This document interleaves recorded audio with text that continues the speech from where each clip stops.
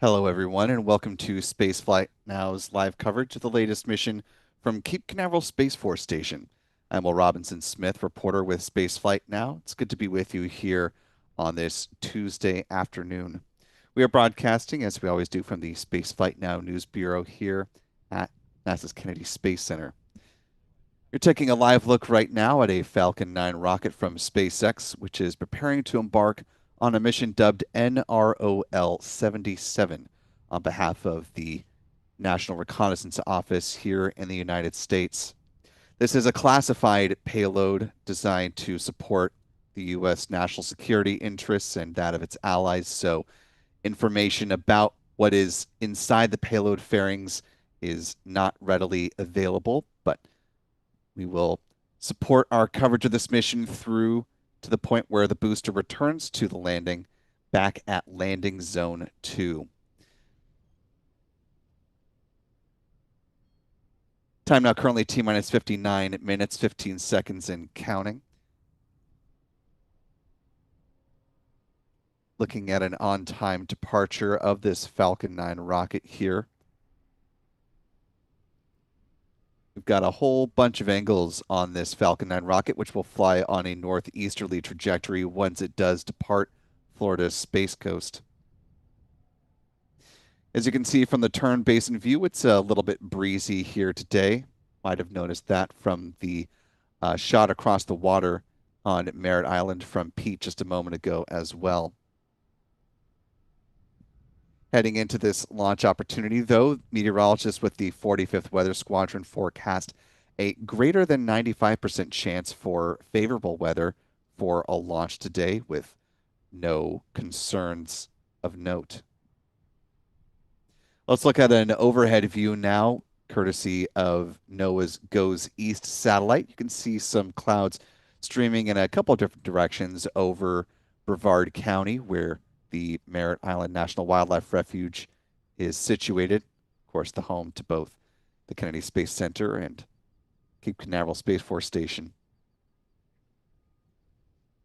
Looks like it's also fairly cloudy in Georgia and South Carolina as well. So while the Falcon 9 rocket's going to be climbing on a northeasterly trajectory today, viewing from the ground may not be the best for this one, but you can count on Spaceflight Now to bring you the best possible views from our various vantage points here on the ground. Speaking of the Crackerjack team that's bringing you those best possible launch views, you're taking a look at one of the beach cams on the right-hand side from our John Pisani. That's just one of the vantage points that we've got for you today. Of course, we've got perspectives on Merritt Island as well as over on property at Cape Canaveral Space Force Station and here at the Kennedy Space Center press site. Our full team is out in force for this mission. You can follow them and their work at their handles here on X. Adam is at Aburn NYC. Michael at MD Kane Jr. And John is at John Pisani Photo. Also be sure to follow Spaceflight Now simply at Spaceflight Now. You can find us on Threads, Facebook, and Blue Sky if you yourself are not on X.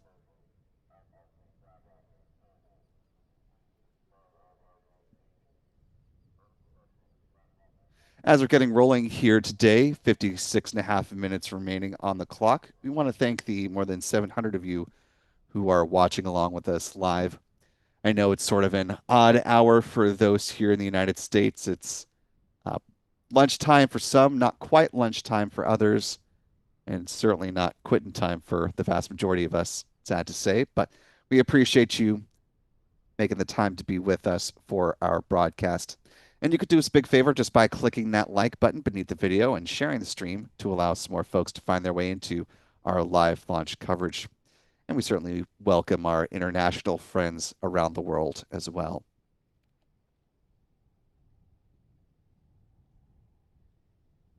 Holding it down in the moderator spots today, we've got Rick Donner and Aussie Space Girl. If you do see any of the other mods cruise on in throughout the course of the coverage, be sure to give them a big old Spaceflight Now hello. You can make the mods' jobs that much easier just by following our live chat rules. We ask that you post your message in English so that the mods can respond as appropriate. Also, that you hold off from delving into topics of overt religion or politics, and don't use all caps when you type your message. Emojis are perfectly fine. We just ask that you don't create a huge block of them so it takes up a large chunk of the live chat.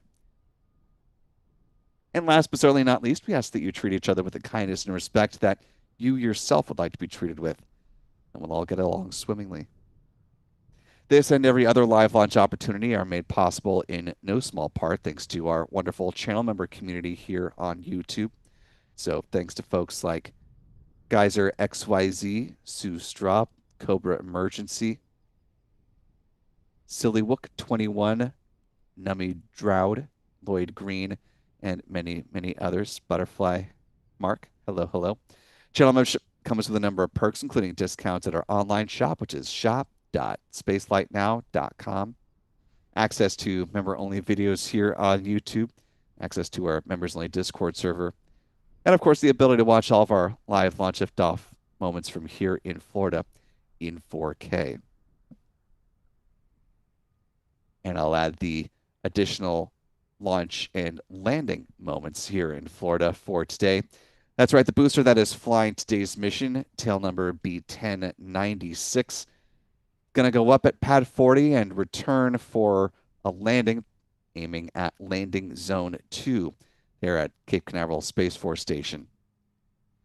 As this is the final non-Starlink mission that SpaceX has on its schedule for the remainder of the calendar year 2025, this is also the final time that we'll see SpaceX use landing zone 2, as its lease at that site is up on December 31st.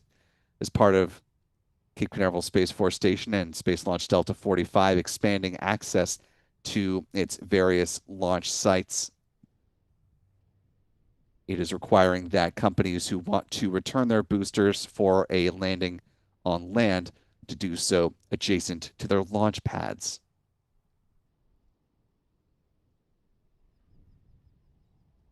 What that means for landing zones 1 and 2. Of course, we saw the final touchdown at landing zone 1 earlier this year, and this will be the finale for landing zone 2. SpaceX was approved for construction of a landing pad and got the environmental okay for a site adjacent to Space Launch Complex 40, which is well under construction at this point. And according to SpaceX, in an update during the pre-launch activities for the most recent crewed launch, they noted that the plan for the first use of landing zone here at Pad 40 will come into play in early 2026, although a specific mission has not been named just yet.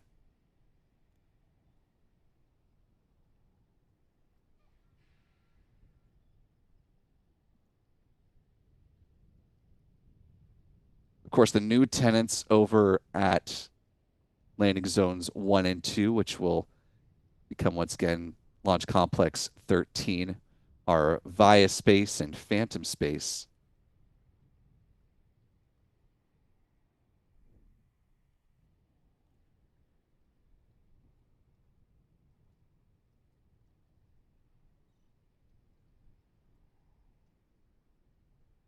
We'll have to wait till around 2028 for the first launch of Via Space's rocket.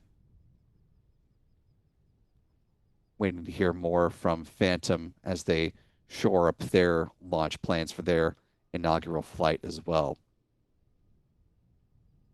But they'll likely take the vast majority, if not the entirety, of 2026 to build out their launch infrastructure at that site.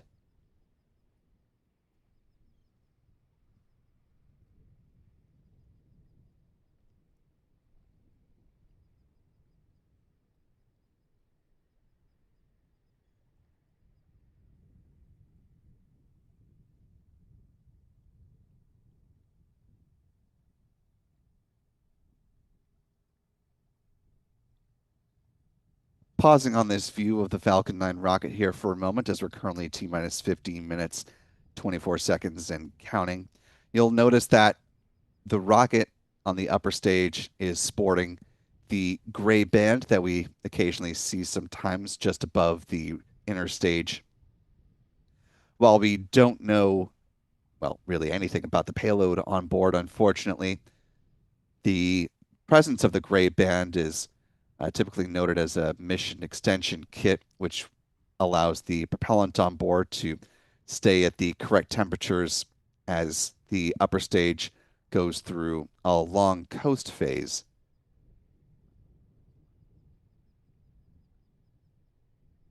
It can also help protect the propellant temperature during extended periods in either sunlight or in shadow. SpaceX, because of the classified nature of this mission, has not released the launch timeline for this flight beyond the booster landing, so we don't know with specificity how many upper stage engine firings there will be after the first one, of course.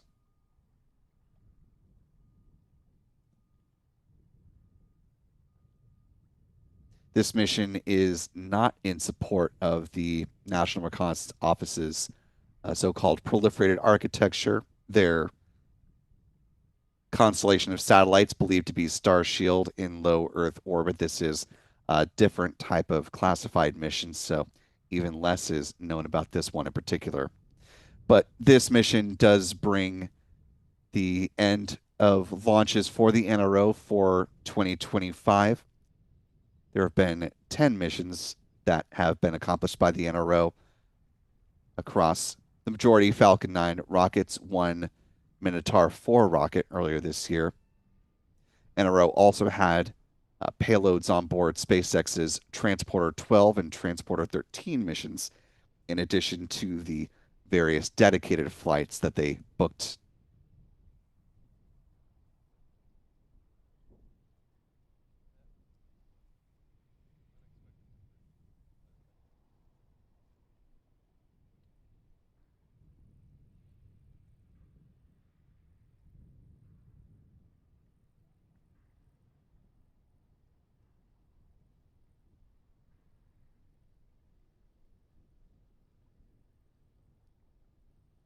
While missions for the NRO don't provide us an opportunity to talk much about the payload on board, I guess the small consolation prize is the mission patches for NRO missions are always interesting.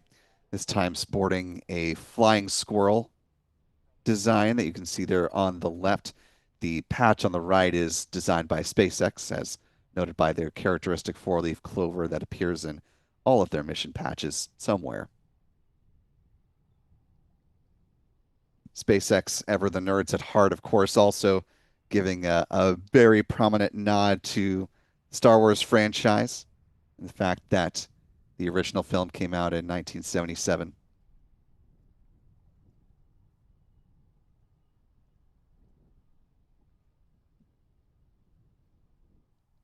With a little bit that the NRO says about this mission in describing the mission patch, they say in a quote, "The flying squirrel is a symbol of hard work and endurance, always active, gathering foundational knowledge from the space domain for the nation and its allies. Every mission counts, every decision matters, and every advancement propels us further. Another one gone today, tomorrow, and beyond embodies the relentless pursuit of excellence." End quote. So again, doesn't really tell us anything about this mission other than it's another space-based asset for this reconnaissance and intelligence gathering outfit.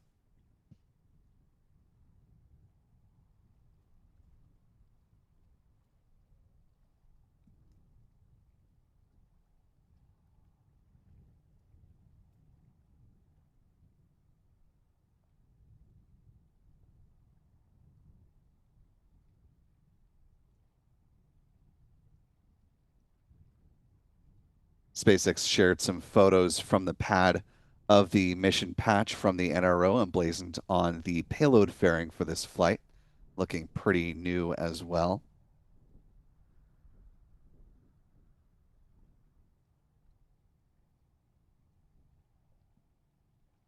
Here's another image from a little bit further away as well. These photos uh, taken the evening of December 7th. Here's a look at the bar chart showing all of the various missions from here at the Cape between both the Kennedy Space Center and Cape Canaveral Space Force Station in this year, and of course all the years past going back to 1957. Today's launch will be the 105th orbital flight from the Cape.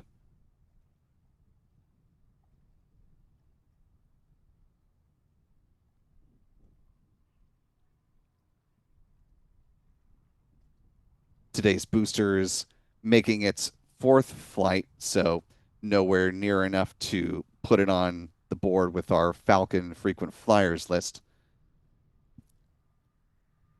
SpaceX did make an adjustment to this, though, having flown B-1067 now for a 32nd time, which fortunately also had a good 30-second landing. As we're approaching the start of the fueling campaign, let's talk about the countdown timeline next, the milestones that SpaceX will achieve on their road to having a fully fueled Falcon 9 rocket and lifting off again at 2:16 p.m. Eastern, 1916 UTC for all of you joining around the world. Things will really get rocking and rolling when the launch director confirms that they are, in fact, go for the start of propellant load, which happens around the T-minus 38-minute mark. Once the OK is given, prop load starts at T-minus 35 minutes with the loading of RP-1, a rocket-grade kerosene on board the Falcon 9's first and second stages. And at the same time, liquid oxygen will begin to flow on board the rocket's booster. Half an hour before takeoff, they'll start to load a cryogenic helium onto the pressure vessels for the Falcon 9's first stage, and we'll do the same on the second stage a few minutes after that.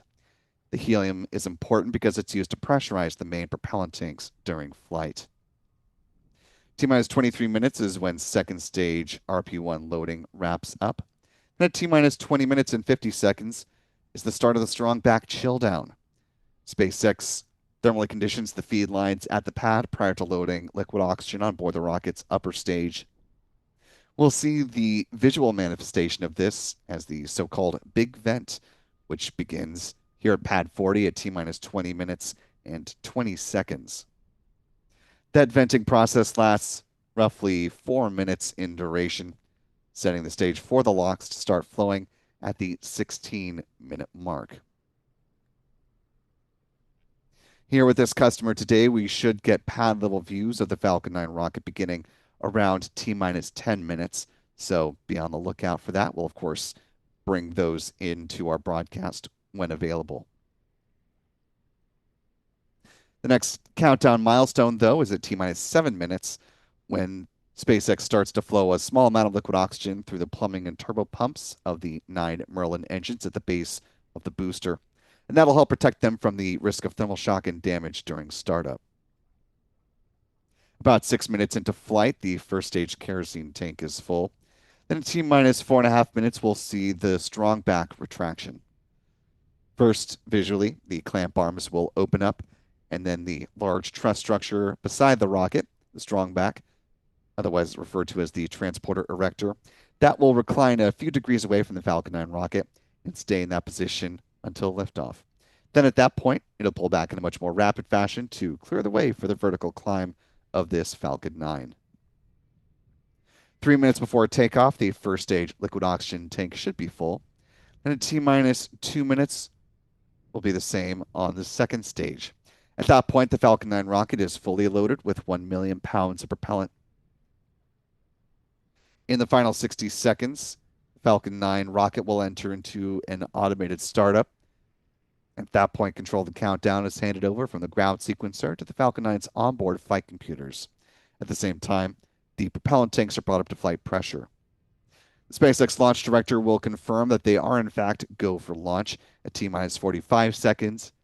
The engine ignition command will be given at T-minus 3 seconds.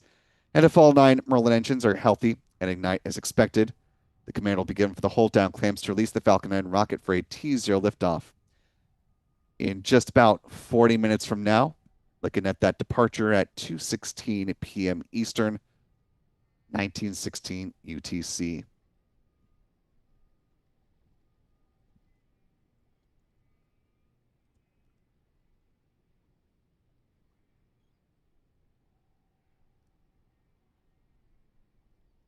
Quite a few birds flocking from Pete Carson's vantage point here on Merritt Island, as we're now approaching 2 minutes away from the point at which the SpaceX launch director, generally speaking, makes the call on the start of prop load.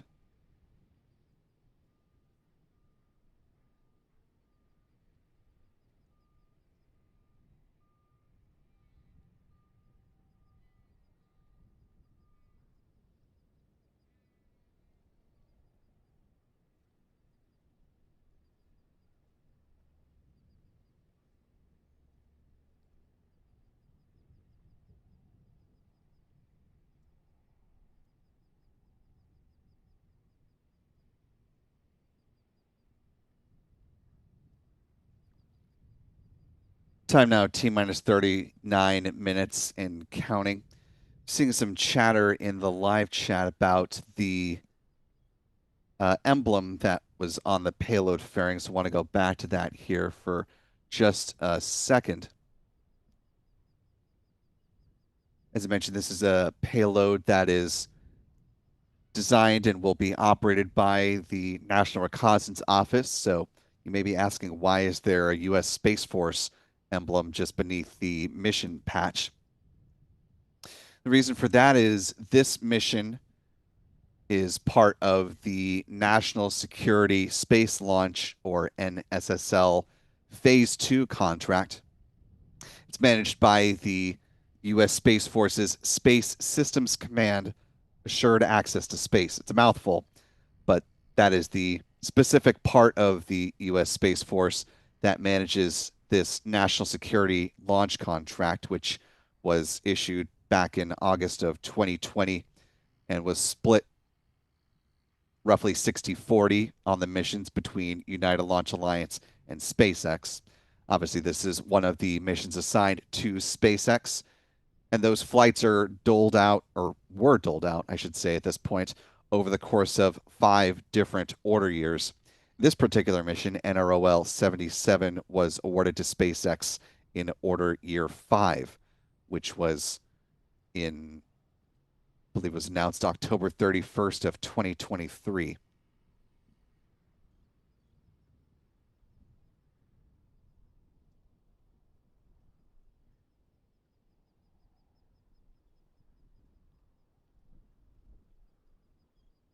The collection of missions SpaceX received in that order year was worth $1.236 billion.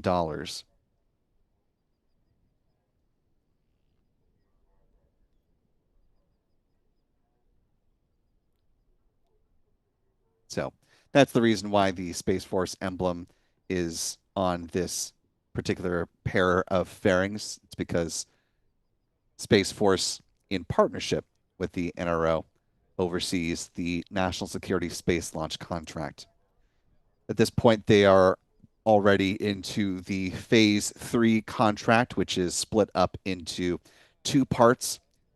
You've got Phase 3, Lane 1, and Phase 3, Lane 2. Lane 2 is more similar to the missions that were awarded back in Phase 1, or excuse me, Phase 2 of the NSSL contract. It's a little confusing. I'm trying to keep everything straight for you guys. But in essence, for consideration and for the companies that were awarded contracts as part of the NSSL Phase 3 Lane 2 contract, they needed to be able to fly all of the various different orbital targets that both the NRO and the United States Space Force has for its various payloads.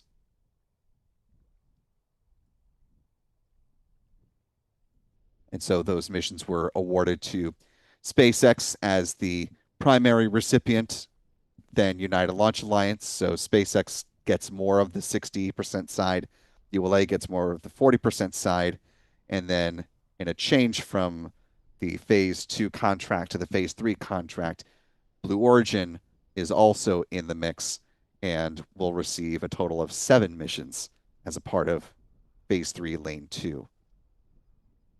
Phase 3 lane 1 is an avenue to onboard newer entrants into the national security space and allow companies with up and coming rockets like, say, the Neutron from Rocket Lab to be considered for national security missions. And the requirement for that is you have to have launched at least one time with your rocket to be eligible to put in a bid for the next year's launch allocation. So a lot of information I threw at you all, but if you look at the clock, we're at T-minus 34 minutes, 21 seconds and counting, which means at this point in the count, SpaceX should now be fueling its Falcon 9 rocket. We're watching for those signs of fueling or direct word from SpaceX that they are fueling their vehicle. What we're watching for is, if you see just beneath the X in the SpaceX lettering on the booster, just beneath that, we should start to see a bit of a frost line form as SpaceX loads the super cold densified liquid oxygen onto the rocket's booster. And because of the difference between the significantly warmer Florida air and obviously the cold LOX, you should also see some vapor forming in that region as well.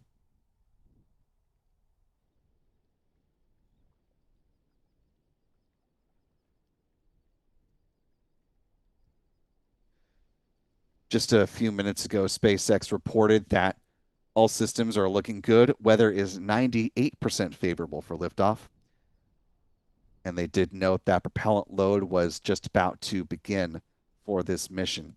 So putting that together with the clock continuing to move, I'd say, and you can just now start to see actually some of that vapor where I was talking about, a little bit of a frost line starting to form.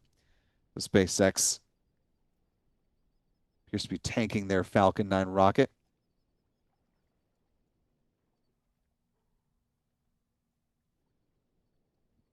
For those of you who are in the area of Cape Canaveral Space Force Station in Brevard County or the surrounding counties, you may hear a sonic boom as the booster comes back towards landing zone 2 for its touchdown about 8.5 minutes after liftoff.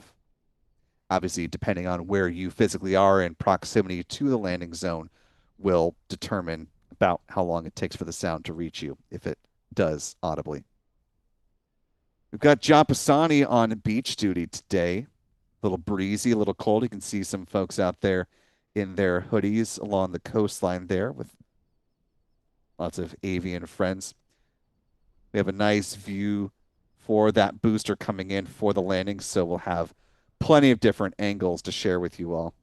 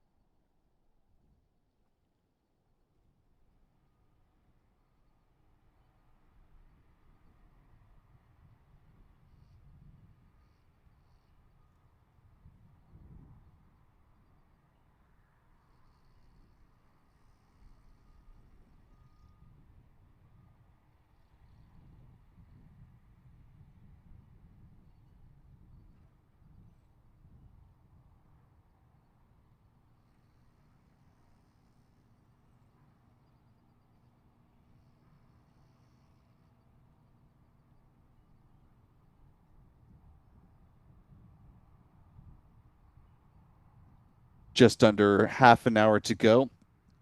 If you're just now joining us, you're watching Spaceflight Now's live coverage of the NROL 77 mission, a flight carrying a classified payload on behalf of the National Reconnaissance Office here in the U.S.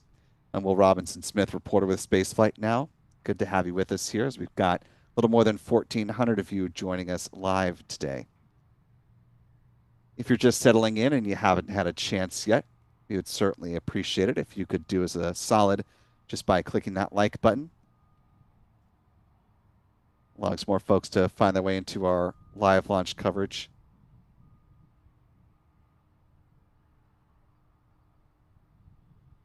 Taking a look at the chat here, I want to thank Jonathan Stonks for a $2 super chat. Also thanks to K2 Hat for $2 super chat, who says cloudy in Mico, Florida. Thanks for the coverage. Thank you, K2. Good to see you again today. And thanks to channel member Chuck Close for a very generous $25 super chat. Really appreciate that, Chuck. Thank you for your support at that level. At this point in the count, SpaceX is starting to load that cryogenic helium onto the pressure vessels for the Falcon 9's first stage. They will do the same shortly regarding the second stage. You can see that frost line building on the booster as the LOX continues to flow. SpaceX is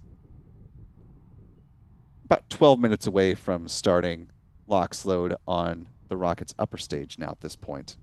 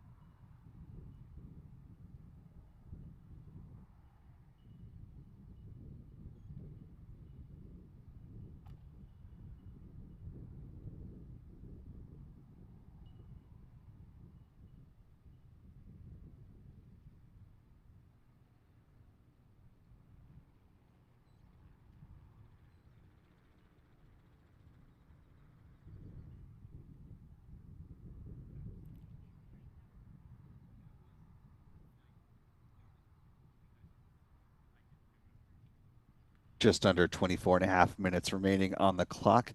Our thanks to Dan Herodian for a 10-pound super chat. Appreciate that, Dan. Who says, enjoy the channel. Thank you, team. Have a good flight.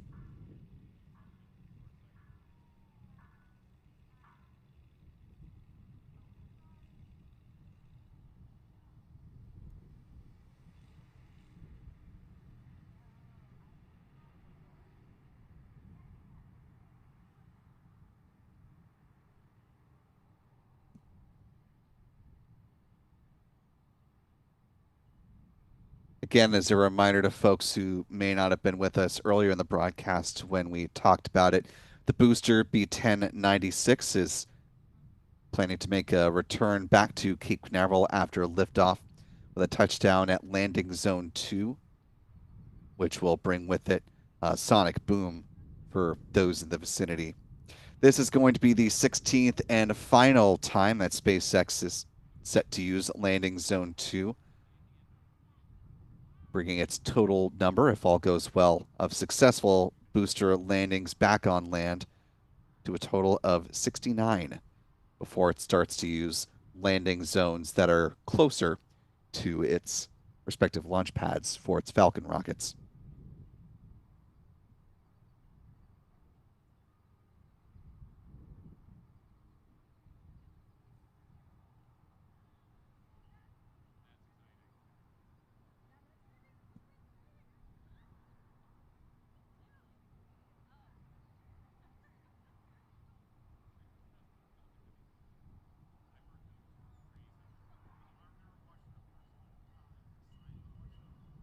As we're awaiting the start of the big event, a bit of trivia for you, or trivia question, I should say.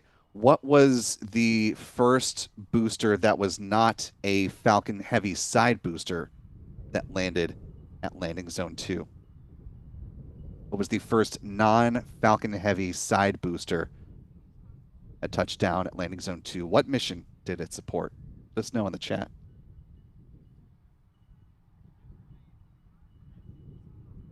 Try not to cheat.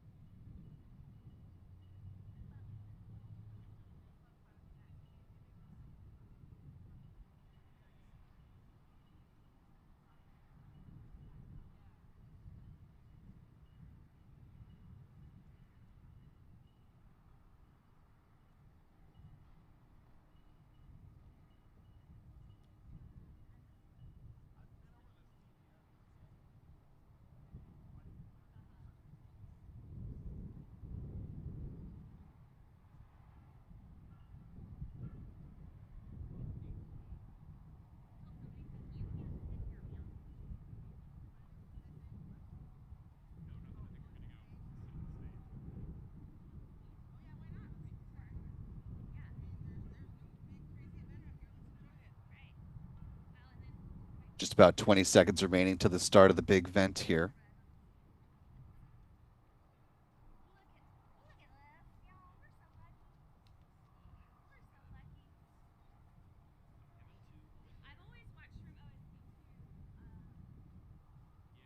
And there you see the big vent is now underway. This will last about 4 minutes in duration, setting the stage for upper stage liquid oxygen load to begin.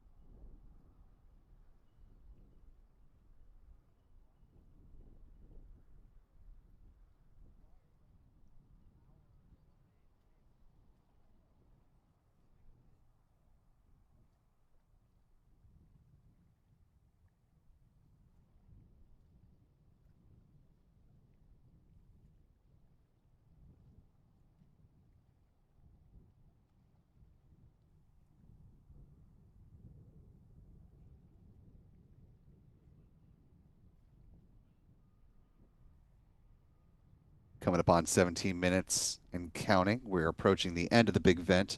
Should wrap up in roughly 30 seconds.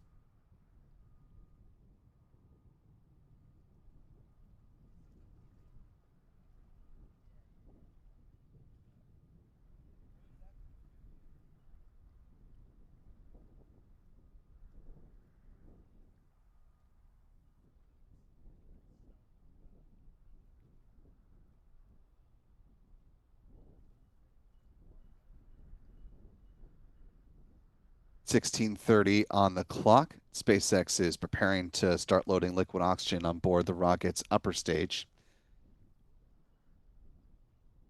In answer to our limited Spaceflight Now trivia question time here, the answer to what was the first non-Falcon Heavy side booster to land at landing zone 2, that was the booster supporting the Hakuto R Mission 1 flight back on December 11th of 2022. That was B-1073, making its 5th flight.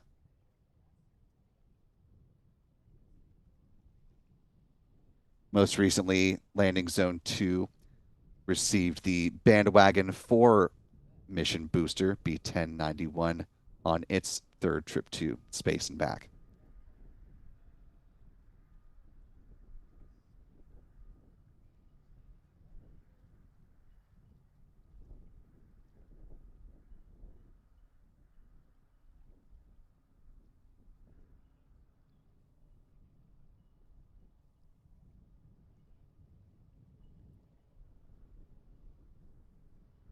Today's Falcon 9 rocket launch set to be SpaceX's 576th flight of a Falcon 9 and the 159th of the year so far.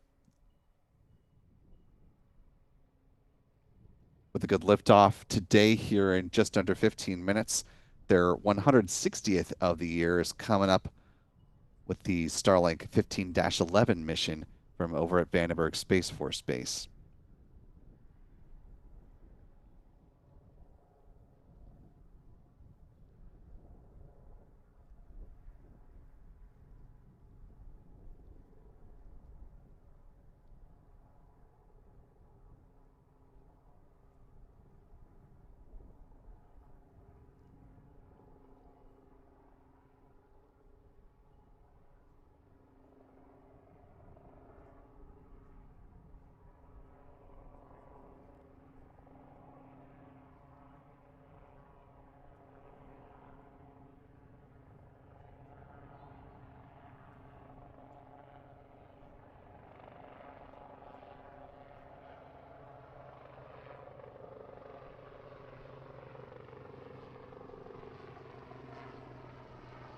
Time now, T-minus 13 minutes, 48 seconds and counting. You can hear a helicopter traveling overhead nearby.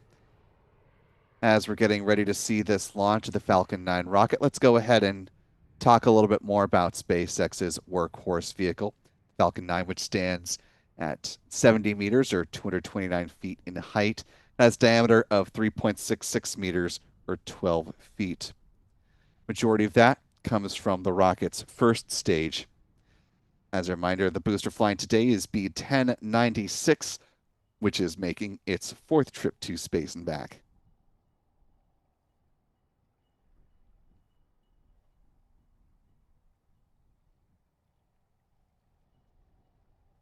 Previous missions for this booster include the first Falcon launch that carried what were previously known as Project Kuiper satellites, now Amazon Leo, back on July 16th of this year. That was followed up by NASA's IMAP rideshare on September 24th, and then most recently had the Starlink 6-87 mission on November 11th. At the base of the Falcon 9 rocket are the 9 Merlin engines, which burn a rocket-grade kerosene and liquid oxygen, producing 1.7 million pounds of thrust at liftoff. Around the engine section are black carbon fiber landing legs that will be used to land the first stage on the landing zone platform over at LZ2. Above the first stage is the inner stage. This is a composite structure consisting of an aluminum honeycomb core, which is surrounded by carbon fiber. In that image on the right-hand side of your screen, as we're now just under 12 minutes to go, you can see the deployable hypersonic grid fins. These are titanium winglets that provide stability and steering for the rocket as it comes back through the atmosphere, tail first like a big old dart heading towards the landing zone. At the top of the inner stage are 3 mechanical latches that attach to the rocket's second stage, and at first stage main engine cutoff, high-pressure helium is used to release those latches, and 4 pneumatic pushers ensure a clean separation. Also, the second stage engine nozzle is housed safely inside the interstage adapter until the point of stage separation. Speaking of that second stage, the upper stage of the Falcon 9 rocket, powered by a single modified Merlin engine called a Merlin vacuum engine, or an MVAC engine. It's equipped with a large nozzle which is optimized for burns in the vacuum of space, hence the name.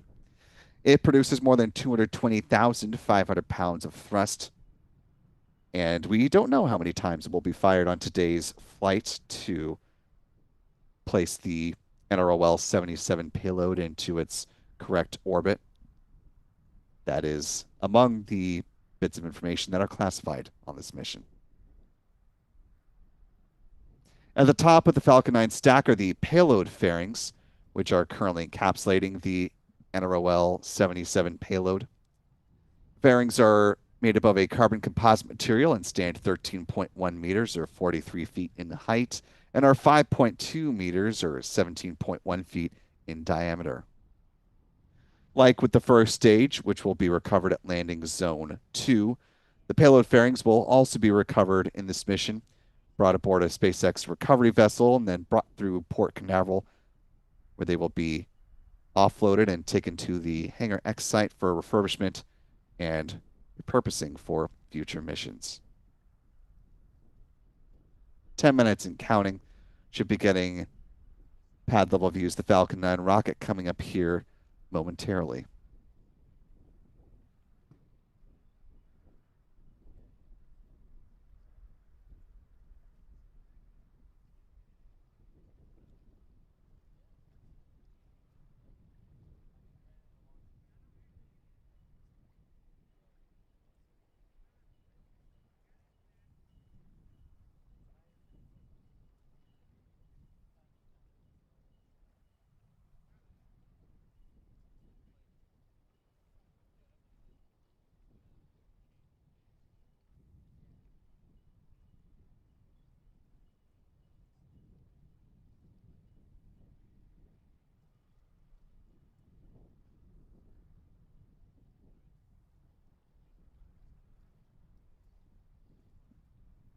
T-minus 9 minutes and counting. At this point, we're just about 2 minutes away from SpaceX thermally conditioning the feed lines there, or flowing some liquid oxygen through the plumbing and turbo pumps to protect the engines from thermal shock and damage during startup.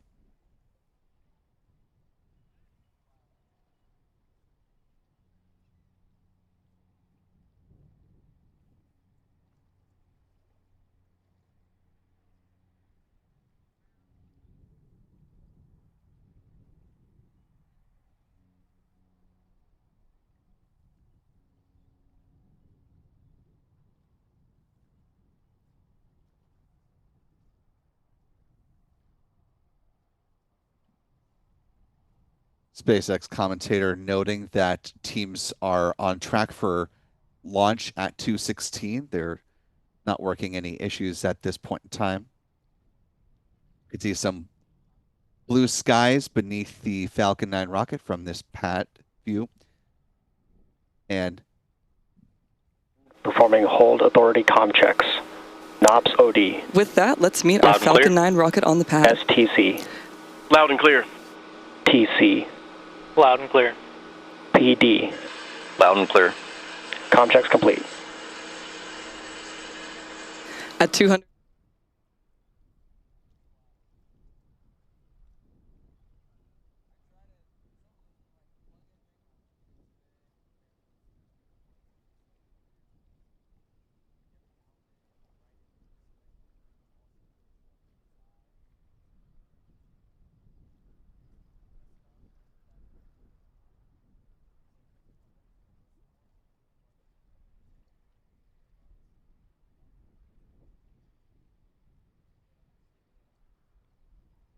7 minutes and counting. Engine chill is now underway. Here's a live look at landing zone 2, the site where the booster will land.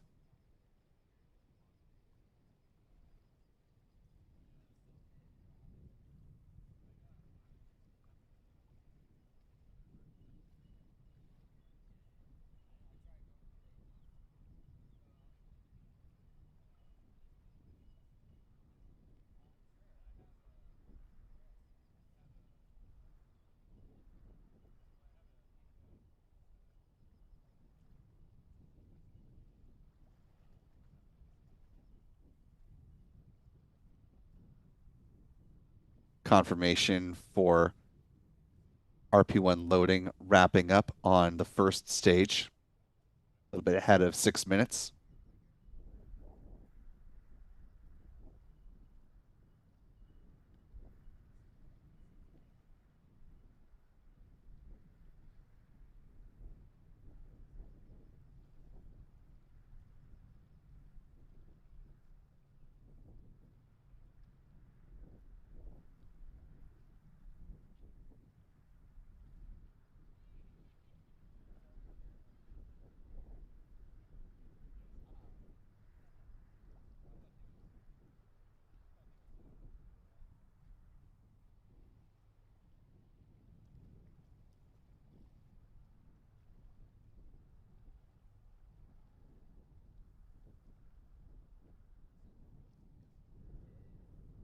Coming up on the final 5 minutes before the planned liftoff of this Falcon 9 rocket.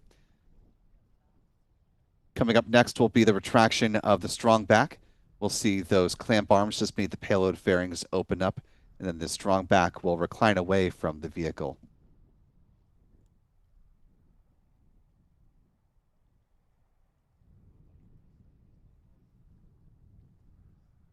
As a reminder for those who were not here with us when we mentioned it earlier in the broadcast, this rocket will be flying on a northeasterly trajectory upon leaving the pad. However, given visibility from the ground, it may not be the best for launch viewing today, but hopefully you're in just the right spot and you can catch the Falcon 9 on its ascent. Or if not, we'll provide you the best possible views that we can.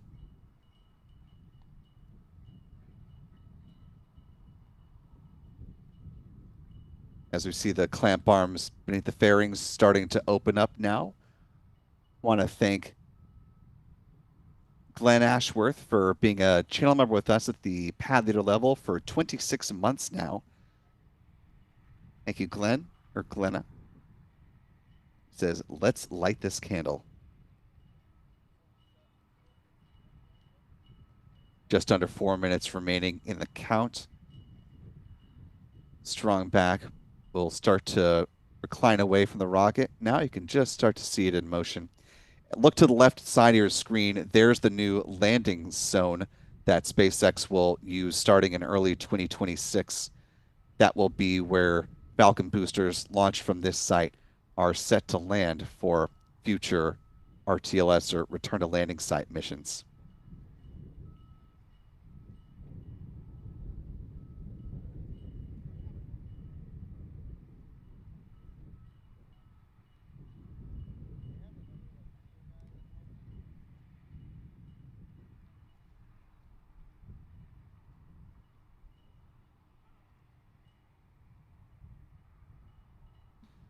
Just under 3 minutes now. Loading process will Complete. the first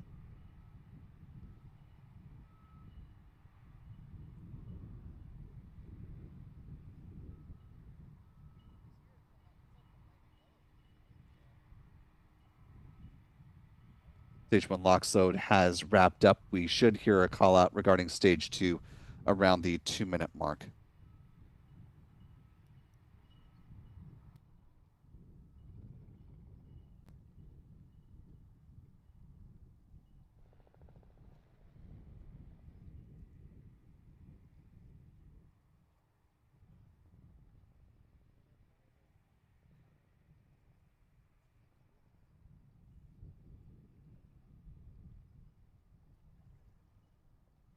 T-minus 2 minutes and counting.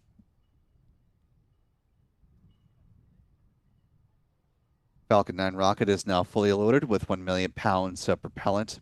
Momentarily, we'll see some additional venting for the ground gas closeouts.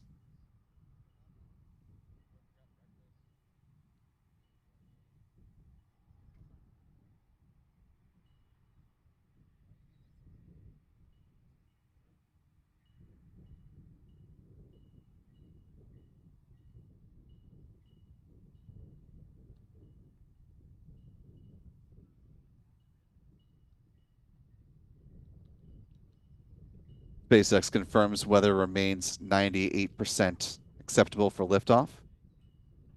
Approaching the final minute before liftoff.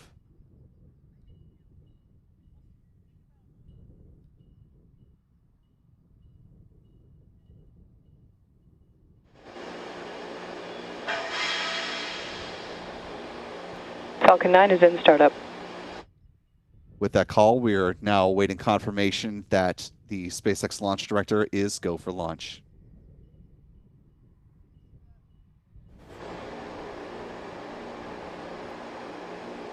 MD is go for launch.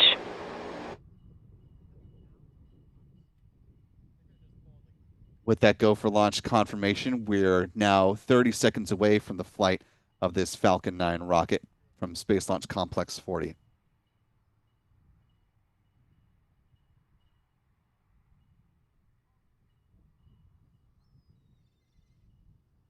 "15 seconds. And here we go in 10, 9, 8, 7, 6, 5, 4, 3, 2, 1. Engine ignition and liftoff. Liftoff of the Falcon 9 rocket on the NROL 77 mission. The Falcon 9 has cleared the towers.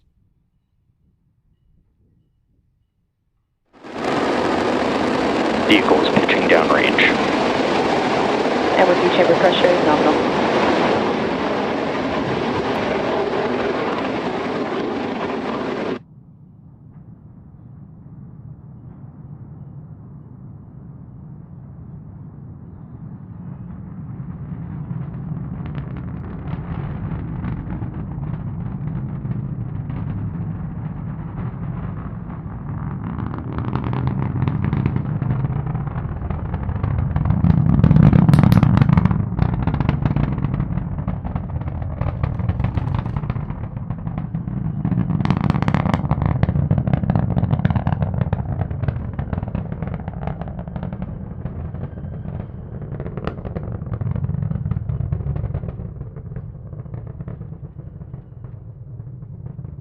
Falcon 9 more than a minute into flight now at this point, approaching max Q.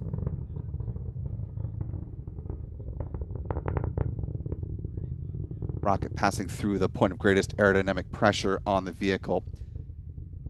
Coming up next to MVAC chill, the thermal conditioning of the Merlin vacuum engine.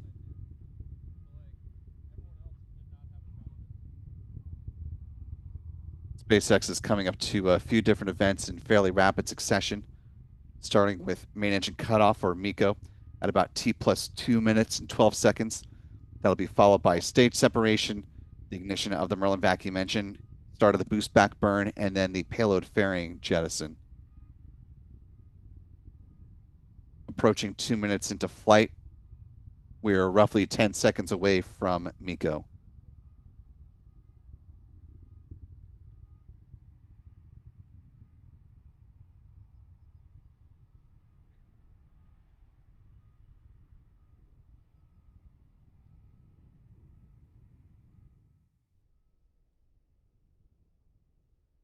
Stage separation confirmed.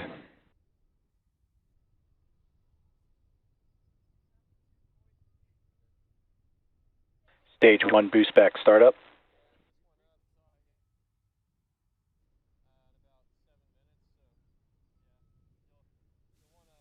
And there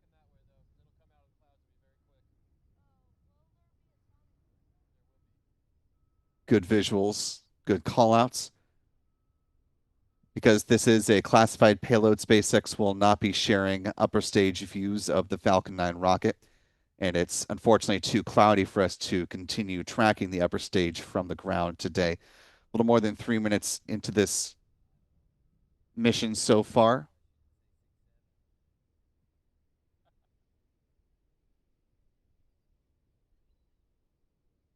Fairing separation confirmed.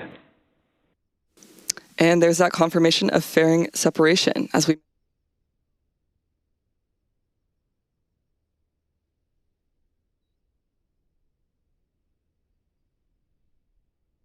With the conclusion of the boost back burn, it's making its way back towards landing zone 2. See the hypersonic grid fins now deploying on the booster. Currently at an altitude of 130 kilometers, still climbing. The next big event for SpaceX will be the start of the first stage entry burn, which will begin at about T plus 6 minutes and 44 seconds. This burn will last about 20 seconds in duration.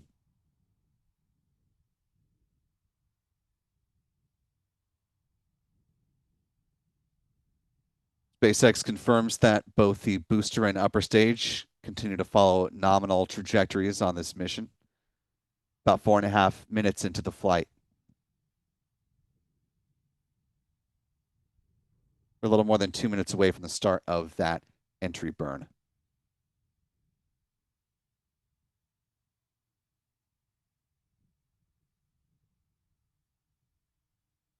Booster appears to have reached its apogee on this flight, topping out at about 140 kilometers in altitude. Now starting to make its descent. And we should have some really nice onboard camera views as the booster makes its way back through the cloud layer. And once it's on this side of the clouds, we have a lot of great tracking camera views all scanning the skies, and we'll bring you those views of hopefully or probably not the entry burn, but certainly the landing burn and touchdown back at landing zone 2. And again, this is going to be the 16th and final landing at landing zone 2 before SpaceX's lease at that site concludes on December 31st, according to the Department of the Air Force.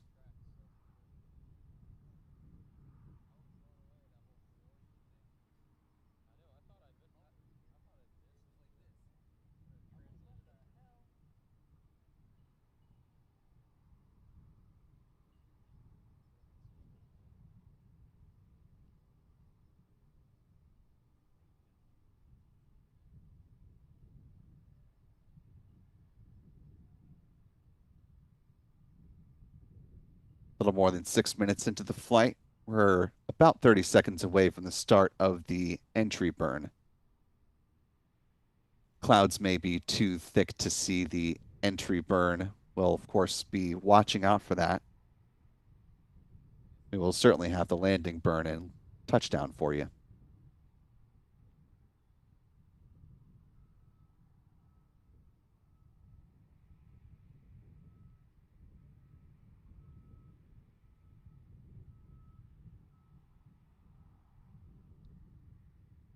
Entry burn should be beginning right now in real time. H1, entry burn startup.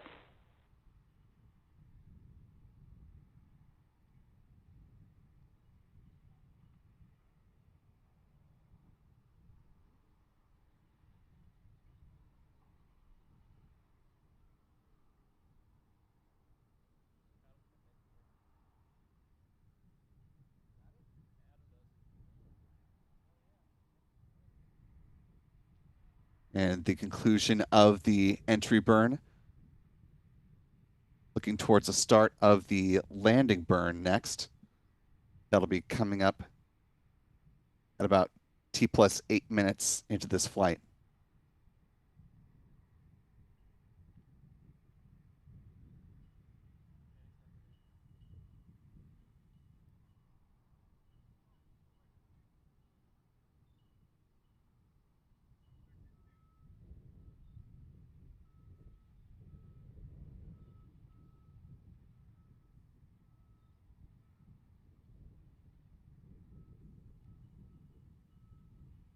Coming up on the start of the landing burn right about now. Stage 2 FTS has safed. Stage 1 landing burn. The landing burn has started up on Falcon 9's first stage. This is the final burn the booster will see prior to landing.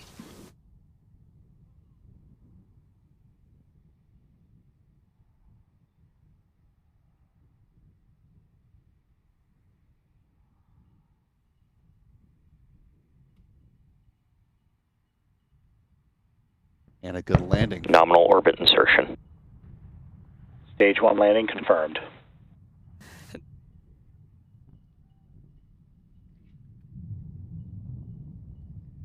A good landing for B-1096, its fourth landing following a fourth good launch.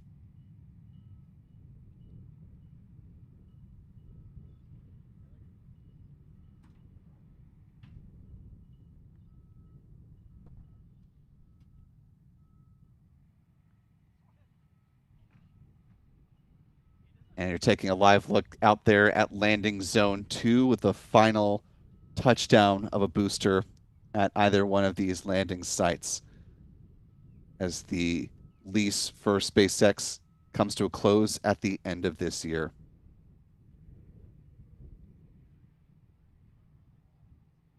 And you can see quite a crowd has come out to Jetty Park over at the pier to see this chapter close for SpaceX as it transitions to recovering its boosters closer to the pad at landing zone.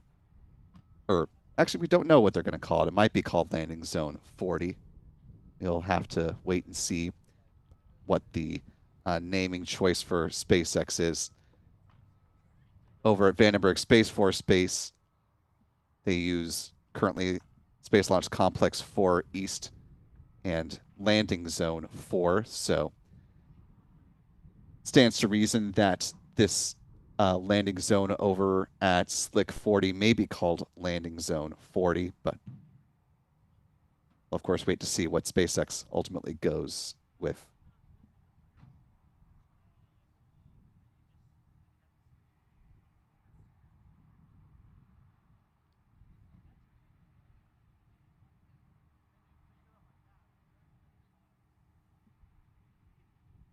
Little bit of a change to our launch replays that we do for you. We're going to focus on the landings this time, since that was one of the big markers for this mission. So we're getting some landing replays ready for you right now. So don't go anywhere. You can see the various angles that we had around the Space Coast on the landing here. In the meantime, let's go ahead and take a look at the mission stats as they currently stand, with a good liftoff and landing of the first stage booster.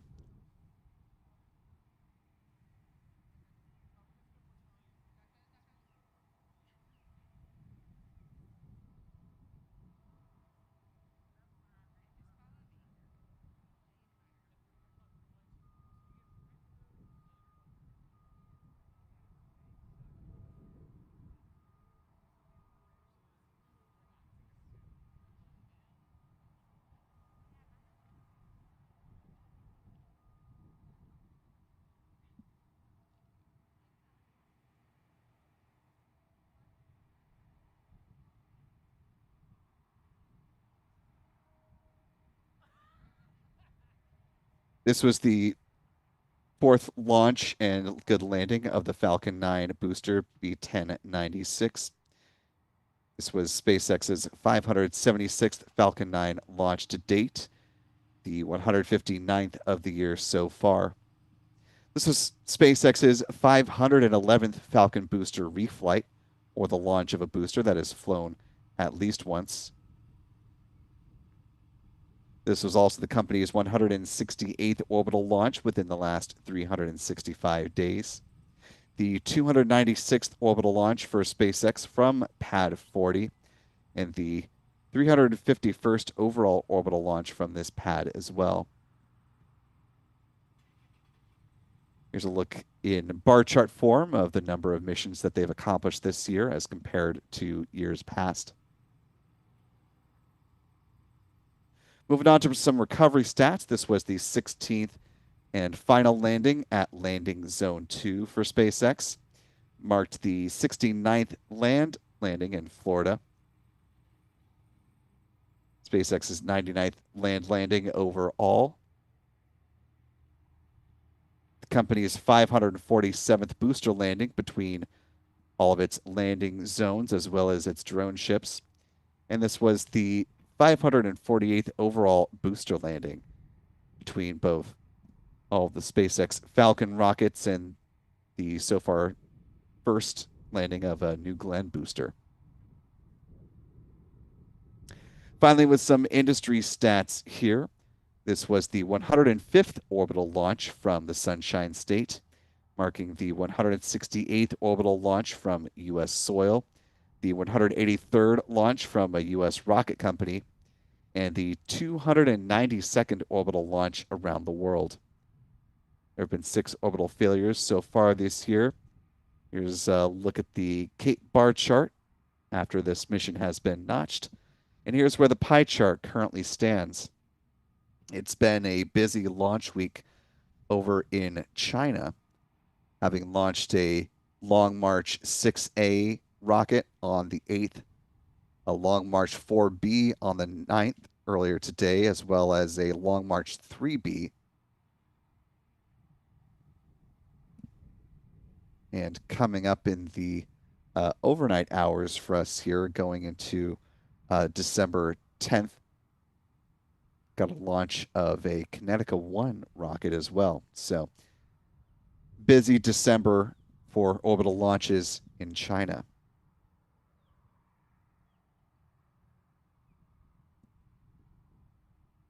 As far as the next flight from here in the States, we're looking at the December 10th departure of Starlink 15-11.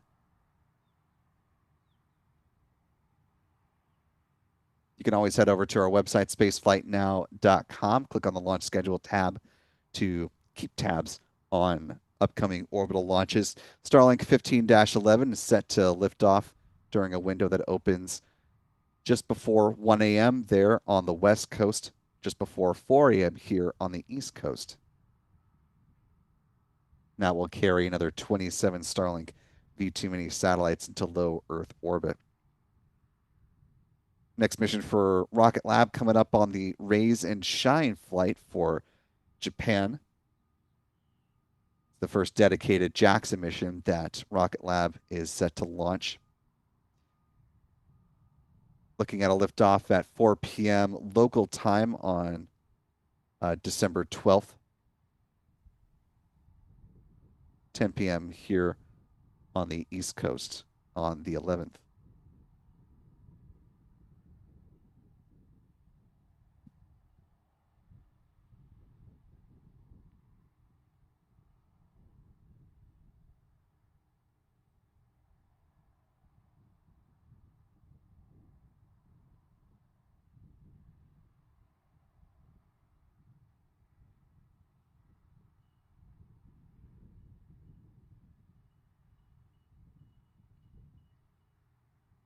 Again, we're just about ready with those landing replays, so we'll have those to share with you here in the next minute or so. Just taking a look at the live chat. Tammy Taylor saying the sonic boom was more like a boom crackle from where she was. Bigsby 2076 as there was no boom that was heard in Melbourne. Let us know if you were able to hear the sonic boom from wherever you were, especially if you were super close. Tammy Gross says big boom here in Cape Canaveral.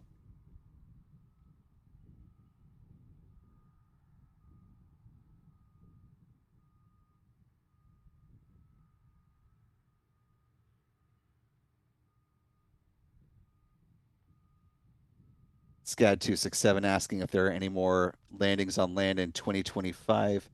Not here in Florida. That was the final one of the year.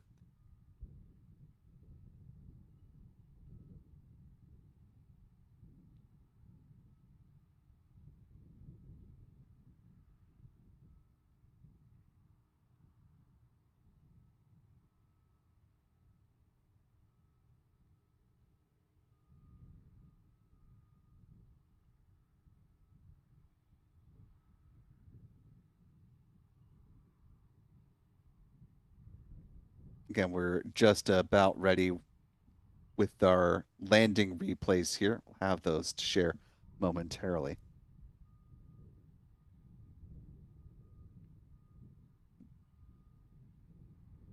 Also, while this was the final national security mission of the year that SpaceX is set to fly, and the NRO says it was its final payload that it's flying in 2025, there are plenty of discussions about national security space set to happen this week in Orlando.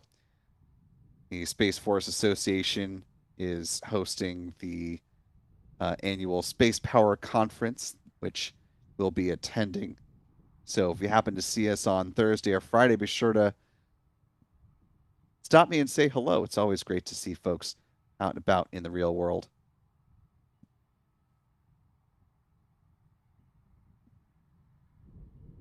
We're planning to get there bright and early on Thursday and should also be there Friday as well.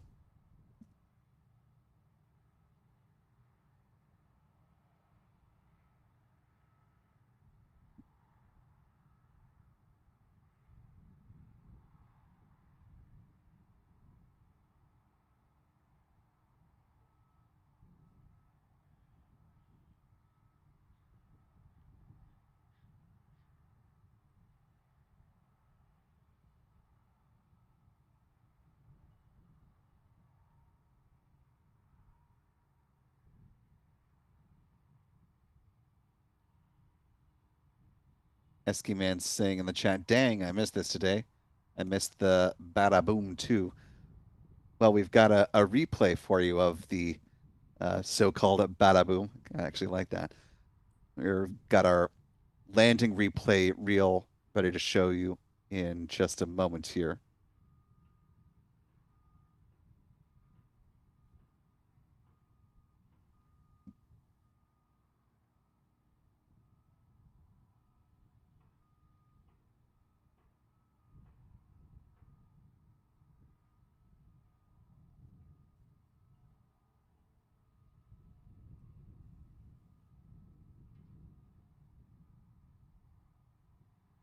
And yes, as folks are noting in the live chat, China's Long March 12A may be launching later this month, and that is also a vehicle designed to reuse its first stage boosters. So we'll see if that first attempt proves more successful than we saw with Land Space earlier this month.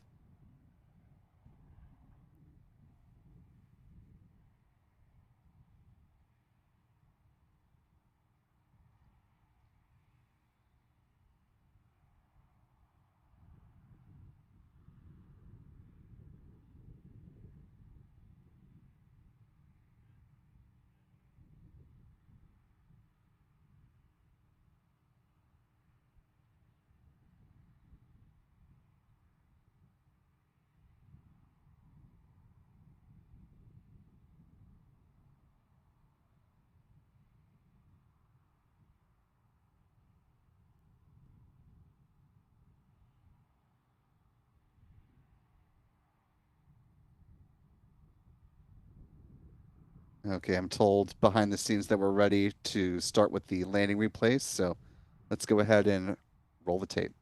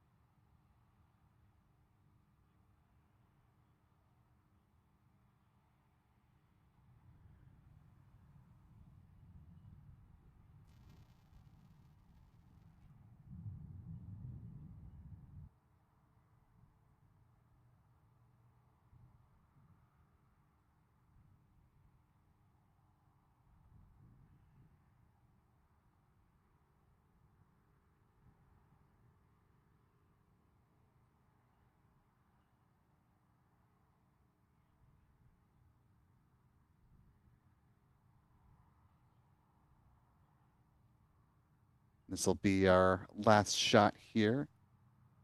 The wide beach cam set up by John.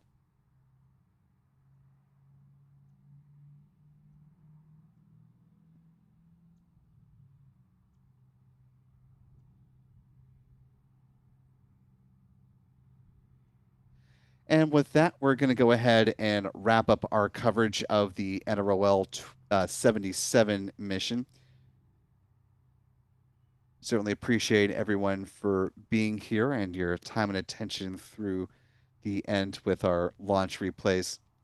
Big thanks to our moderators, Rick Donner and Aussie Space Girl, for holding it down in the live chat. Thanks as well to our friends Pete Carstens with Max Q Productions and Chuck and Jen Briggs with C&J Images. You can check out the great work of our photographers who were capturing camera views from all around the Space Coast. You can find them at their handles on X. Adam is at ABurnNYC, Michael Kane at MD Kane Jr., and John at John Pisani Photo. While you're there, be sure to follow us at Spaceflight Now, just at Spaceflight Now. Our editor, Stephen Young, has been running the technical operations of the broadcast today. Most importantly, though, I want to thank you for wherever you've been watching from. Again, we certainly appreciate your time and attention, and we look forward to welcoming you back in here in the overnight hours as SpaceX is set to fly another Falcon 9 rocket from Vandenberg Space Force Base. For all of us here at Spaceflight Now, I'm Will Robinson Smith. Remember, be good to yourselves, be good to others, and we will see you next time, folks. And until then, bye-bye.